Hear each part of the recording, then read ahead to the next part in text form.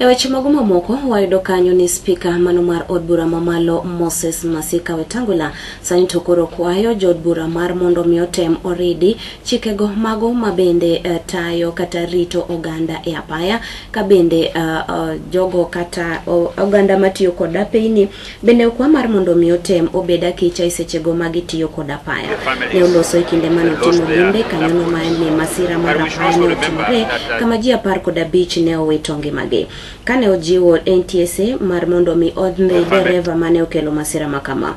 Korka kore Didmas Baraza mane oyoro ilimbeno to ne okwayo NTSA mondo mi otemo non gino mabende ne okelo masira maket kodamano. Senator Wakoli to ne okoni ber kangi majo Kenya oketi nyime kendo ritgi e yono makare. The families that lost their loved ones. But we should also remember that this is not the first time that we are losing such many souls in an accident.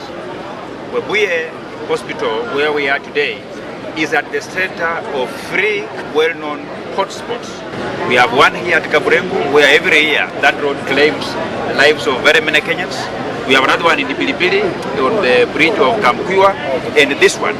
So I hope that this accident that has led to the loss of lives of 15 people is going to be a wake-up call that those who are in charge of designing our roads must be able to tell us, is it the road design that is bad?